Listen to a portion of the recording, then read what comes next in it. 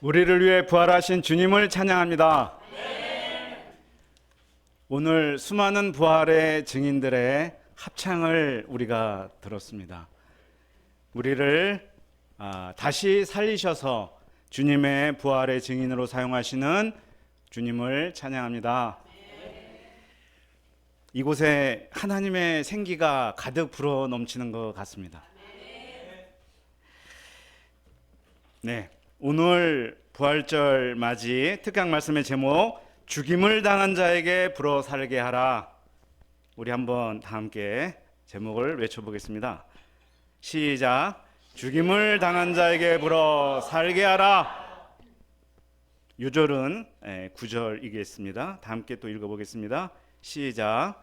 또 내게 이르시되 인자야 너는 생기를 향하여 대언하라. 생기에게 대언하여 이르기를 주 여호와께서 이같이 말씀하시기를 생기야 사방에서부터 와서 이 죽음을 당한 자에게 불어서 살아나게 하라 하셨다라. 아멘. 기도하겠습니다. 하나님 아버지 감사합니다. 참 죄와 죽음 권세에 마른 뼈처럼 되었던 저희들을 불쌍히 여기셔서 예수님을 보내주시고 예수님의 생명의 말씀과 또한 예수님이 이루신 죽음과 부활로 말미암아 우리를 다시 살리시고 부활의 증인으로 삼으신 주님을 찬양합니다. 참 주님을 기념하고 감사하는 오늘 복된 부활절 주일 허락해 주신 것을 감사합니다. 우리가 말씀을 통해 우리 심령이 다시 살아나게 도와주십시오. 또한 오늘 세례 성찬식 통해서 주님의 대속의 은혜를 깊이 기억하고 주님께 영광 돌리는 하루가 되게 도와주시옵소서. 감사하며 예수님의 이름으로 기도합니다. 아멘. 부활절을 맞이하여 부활 신앙이 우리 마음에 견고하게 자리 잡기를 기도합니다. 부활 신앙, 부활 믿음. 부활 신앙이란 무엇일까요? 예수님의 부활을 믿는 것이 부활 신앙입니까? 네, 맞죠. 내가 장차 부활할 것이란 사실을 믿는 게 부활 신앙입니까? 네, 그것도 맞죠. 저는 여기에다가 매일 부활하는 삶을 사는 것이 부활 신앙이라고 말하고 싶습니다. 매일 부활한다. 절망에서 일어나는 것, 자포자기에서 일어나는 것, 매일 무기력함에서 일어나는 것, 이것이 부활 신앙을 몸으로 살아가는 우리의 삶입니다. 부활 신앙은 먼 훗날 미래 이야기가 아니라 지금 바로 이 순간의 이야기입니다. 내가 하나님을 믿는다고 하면서도 상황에 절망하고 희망을 갖지 못한다면 그건 부활 신앙의 오늘을 살아가는 것이 아니라고 말할 수 있겠습니다. 아무리 부활절 예배를 드리고 부활 달걀을 먹고 부활절 노래를 부른다고 부활 신앙이겠습니까? 지금 부활의 몸으로 살지 못하고 마른 뼈다귀처럼 살아간다면 그것은 부활 신앙으로 사는 것이 아니죠. 아무쪼록 우리 모두가 부활 신앙에 살아있는 증인들이 되기를 기도합니다. 오늘 말씀의 주인공은 선지자 에스겔입니다. 하나님은 그가 실제적 믿음, 현재적 믿음을 갖도록 도우십니다. 부활 신앙을 갖도록 도우시는 거예요. 하나님이 에스겔을 한 골짜기로 데리고 가셨습니다. 진짜 골짜기인지 환상 중에 본 골짜기인지 또 어디에 있는 골짜기인지 우리는 알 수 없습니다. 그런데 그 골짜기는 사람의 뼈들이 수북히 쌓인 골짜기라고 말합니다. 사람에겐 206개의 뼈가 있다고 하는데 머리뼈부터 시작해 새끼 발가락 뼈까지 이름을 알 수 없는 뼈들이 많습니다. 큰 뼈, 작은 뼈, 또 부러진 뼈, 갈라진 뼈, 이 모든 뼈들이 골짜기를 새하얗게 뒤덮고 있습니다.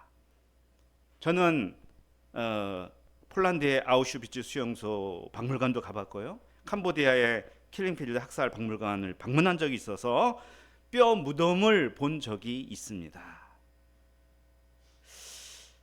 여러분도 화장터에서 시신을 화장하고 남은 몇 개의 뼈 조각은 아마 한두 번씩 다 보셨을 거라고 생각을 합니다. 어떤 마음이 들던가요? 하물며 온 사방에 사람 뼈들로 가득한 곳 한가운데에 서 있다면 어떤 심정이 들겠습니까? 그냥 허무하고 무섭기만 할까요? 유대인인 에스겔에게 가장 먼저 드는 생각은 아마도 비참함과 원통함일 것입니다. 왜? 이건 동족들의 뼈이기 때문입니다. 오래전에 멸망한 북이스라엘 동족의 뼈부터 최근에 사망한 예루살렘성 백성의 뼈까지를 생각할 수가 있습니다. 당시에 가장 수치스럽고 저주받은 것을 뭐라고 말했냐? 매장되지 못하고 그냥 들짐승의 밥이 된 시신이라고 말했습니다. 우리도 그러잖아요. 사람이 죽으면 잘 묻어줘야 한다.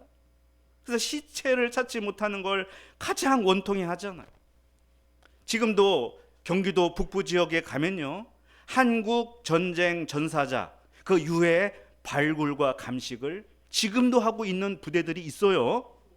왜? 수십 년이 지났지만 연고를 찾아주고 잘 장례를 치러 주어야 하기 때문입니다. 그런데 수를 셀 수 없는 매장되지 못한 시신들, 그리고 아무도 찾는 이 없어 결국 백골이 되고 마른 뼈가 된 시신들, 그것을 보고 분하고 억울하고 비통함을 느끼지 않는다면 그건 유대인이 아닙니다. 에스겔의 마음에 서러움이 크게 복받쳤을 것입니다. 하나님, 이 나라가 왜 이렇게 됐습니까?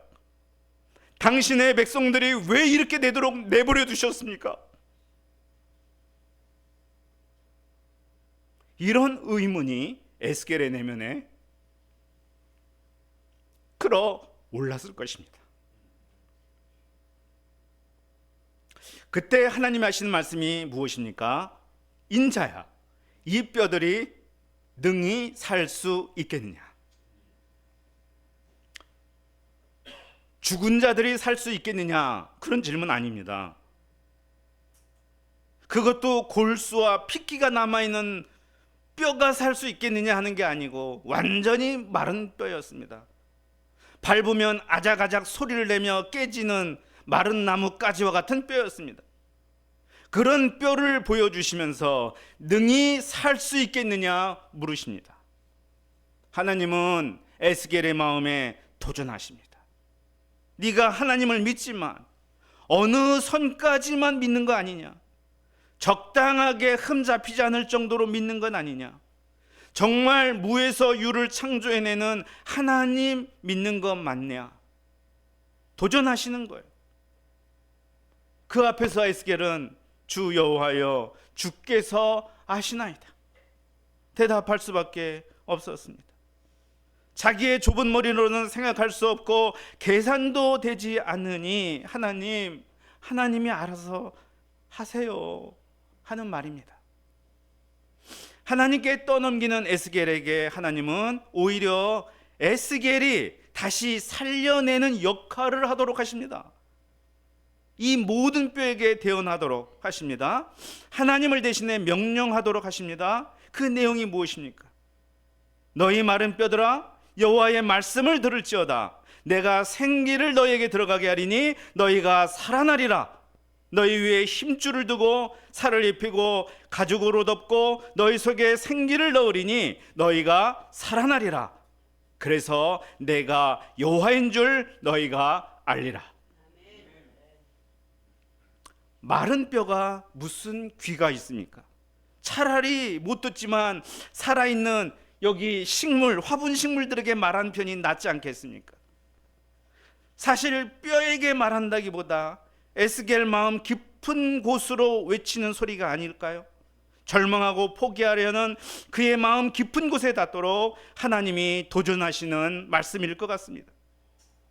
중요한 건 하나님의 말씀입니다. 지금까지 에스겔이 한 일은 하나님의 말씀을 예언하고 선포하는 일이었습니다. 하나님의 말씀을 동족들에게 가르쳤습니다. 그러나 그들은 듣지 않았습니다. 믿지 않았습니다. 실망하는 그에게 다시 한번 하나님 말씀에 대한 믿음을 갖도록 도우십니다. 그래서 그 말씀이 먼저 에스겔 마음에 선포되도록 하십니다. 그들이 현재는 마른 뼈이지만 생기가 들어가면 살아날 것을 그가 믿도록 하십니다. 생기가 들어가면 그들이 살아날 것인데 이를 통해 하나님이 참 신이신 것을 그들이 알게 될 거라고 하십니다. 그렇습니다. 그것이 하나님과 거짓 신의 차이입니다. 하나님은 죽은 자를 살리십니다. 마른 뼈도 사람이 되게 하십니다. 마른 뼈에서 살이 돋고 힘줄이 생기고 가죽이 덮이는 건 창조의 역사입니다.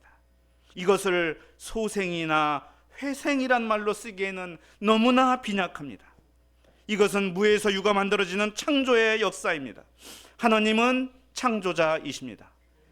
에스겔을 불러서 바벨론에서 선지자로 사용하시는 하나님은 창조주십니다. 에스겔이 바라봐야 할 것은 암울한 현실이 아니라 살아계신 창조주 하나님입니다. 그가 순종하여 대언하니 어떤 일이 벌어졌습니까? 7절을 보니 대언을 하자마자 소리가 나고 뼈가 움직이기 시작했습니다.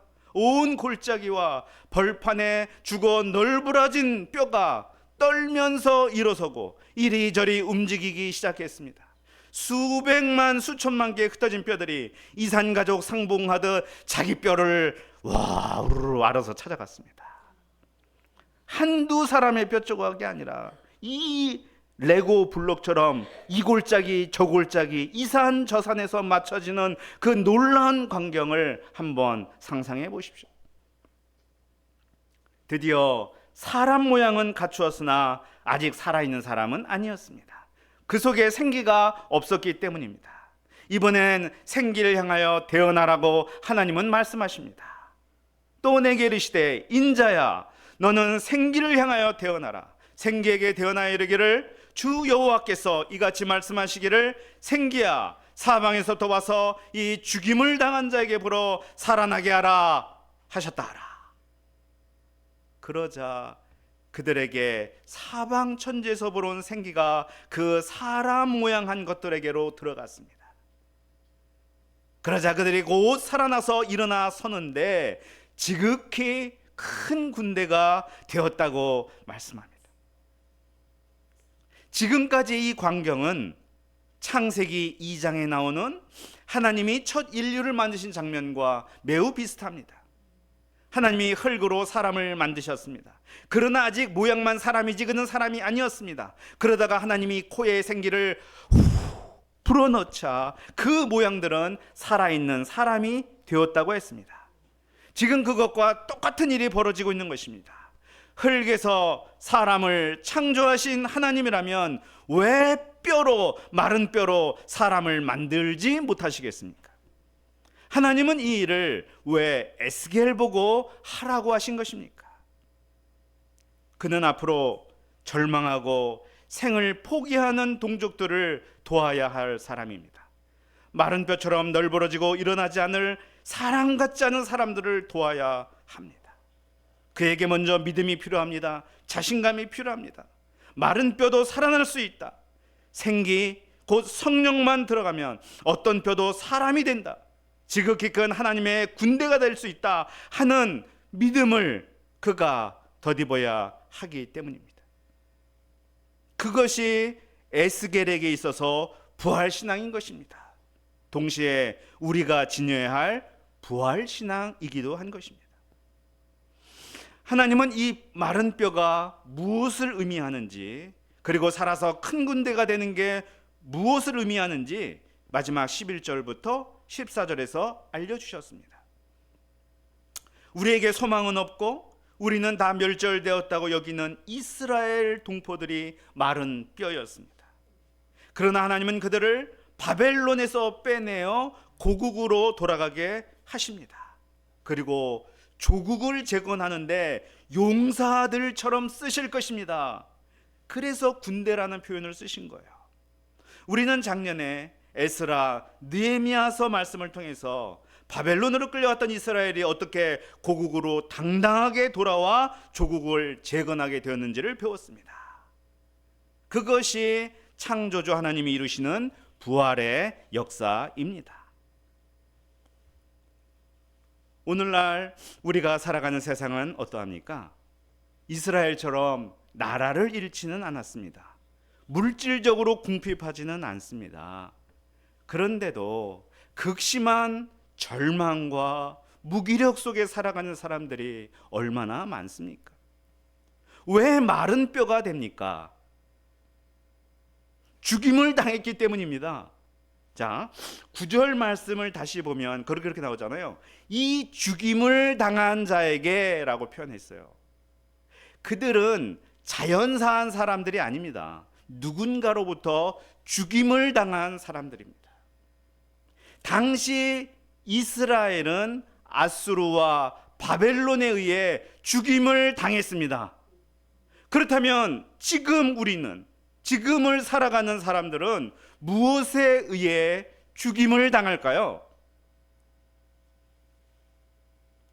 비난과 흑색 선전으로 죽임을 당하는 사람들이 참 요즘 인터넷 시대에 굉장히 많습니다. 우리가 잘 아는 그런 연예인이나 스타나 그런 사람도 얼마나 죽임을 당했습니까? 근본적으로는 이 죄와 사망 권세에 죽임을 당하고 있습니다. 물질 만능주의에 죽임을 당한 사람이 얼마나 많습니까? 유전무죄, 무전유죄, 거기에 상처받는 사람들이 얼마나 많습니까?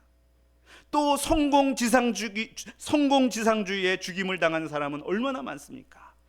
성공한 사람은 잘났고 행복하고 인생 잘 살았고, 성공하지 못했으면 루저고, 그런 식으로 죽임을 당한 사람이 얼마나 많습니까? 현재는 이 SNS 때문에 죽임을 당한 사람들이 참 많다는 얘기를 제가 듣고 있습니다. 우리 여러분 SNS 아시죠? SNS는 양날의 검과 같습니다. 유익한 도구이면서 또 치명적인 무기이기도 합니다. 코로나 기간을 거치면서 이 SNS는 비약적으로 성장을 했습니다. 페이스북, 유튜브, 이건 좀 오래됐죠. 인스타그램, 릴스, 틱톡, 최근에 스레드 아세요? 이르기까지 온라인 공간에서 벌어지는 일들이 뭐예요? 자기를 자랑하고 과시하고 허세 부리고 그런 일들이 벌어져요. 그것을 보며 열등감, 좌절감, 박탈감에 빠지는 젊은이들이 많다고 그래요. 야, 누구는 정말 예쁘네. 야, 누구는 벌써 명차를 샀네. 누구는 잘 나가네. 그런데 난 먹을 게 없고 할 일이 없어서 좌절하는 것이 아니라 끊임없는 비교의식과 상대주의가 삶을 피곤하고 곤혹스럽게 만듭니다. 야, 1년에 수억을 버는 친구도 있는데 온갖 욕설 다 들으며 한 달에 200~300번은 나는 뭐야 하면서 삶의 의욕과 의미를 잃습니다. 성공하고 출세하는 것이 아니면 나의 존재 의미와 목적을 찾지를 못합니다. 그러다 보니 내 인생에 답도 없고 탈출구도 없는 것 같습니다. 그러다 보면 그 인생이 점점 말라가고 마침내 마른 뼈가 되어 버리는 것입니다. 지금이야말로 부활신앙으로 살아갈 때입니다. 그러기 위해서는 첫째, 하나님의 말씀이 우리 심령에 들려져야 합니다. 에스겔을 통해 뼈들에게 하나님의 말씀이 선포된 것처럼 말입니다. 요한복음 5장 25절을 말씀합니다. 진실로 진실로 너에게 이르노니 죽은 자들이 하나님의 아들의 음성을 들을 때가 오나니 곧 이때라. 듣는 자는 살아나리라. 마른 뼈와 같은 인생들에게 예수님의 생명의 말씀이 들려지기를 기도합니다. 둘째로 성령의 역사가 있어야 합니다. 본문에는 생기라는 단어가 무려 10번이나 사용이 되고 있습니다. 이 생기라는 단어는 바람, 호흡, 영 등으로도 번역되는 동일한 단어입니다. 창세기 2장에서 하나님이 코에 불어넣은 생기도 바로 이 호흡이고 생기고 영입니다. 요한복음 3장에서 예수님이 니고데모에게 너는 거듭남이 필요하다, 새로 창조되어야 된다라고 말씀하실 때 사용하신 성령, 바람, 다 똑같은 맥락의 단어들입니다. 성령만이 죽은 자를 살리며 마른 뼈도 군대로 변화시킬 수 있습니다. 지금 부활신앙으로 산다는 것은 하나님의 말씀의 권위를 믿으며 성령의 능력을 믿으며 무덤 속과 같은 상황일지라도 회복시킬 하나님을 소망하며 사는 것입니다. 말씀이 들어가고 성령이 역사할 때 마른 뼈처럼 된 영혼들이 살아나고 하나님의 거룩한 백성이 될 것입니다. 우리 대학로 공동체는 참으로 작습니다. 어디 파울로 선교사님 작죠? 우리 종류에 비해서 굉장히. 예, 아주 그 영적인 것을 보시고 크다고 말씀하신 줄 믿습니다. 그러나 이 이사야서 60장에 보면 그런 말씀이 있어요. 작은 자가 1000명을 이루고 약한 자가 강국이 되도록 하시는 분이 우리를 구원하신 하나님이십니다. 우리가 말씀의 능력을 믿고 성령의 권세를 의지함으로 에스겔처럼 우리 가정, 캠퍼스, 사회를 변화시키는 하나님의 군대로 쓰임받기를 기도합니다.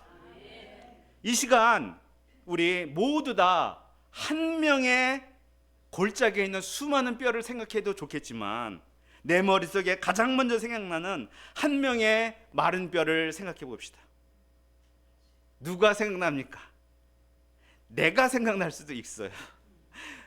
가족 중에, 친구 중에, 주변 이웃 중에 누가 생각날 수도 있습니다.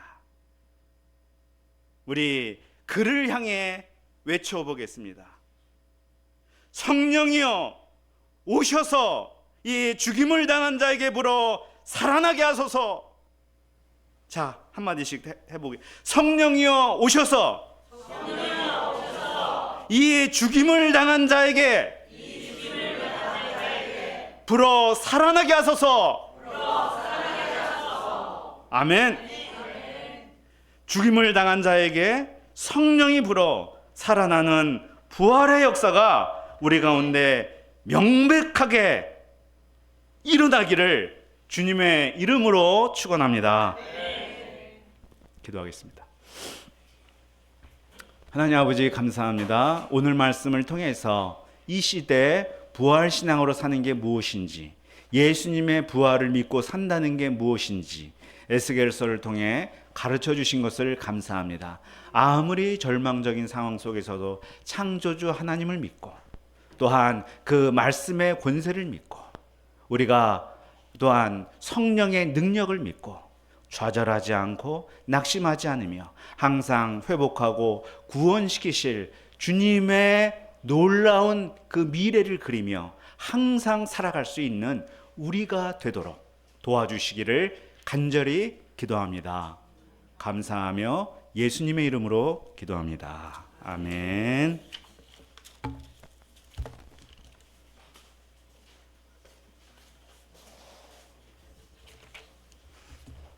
다 함께 167장으로 하나님께 찬송을 드리겠습니다.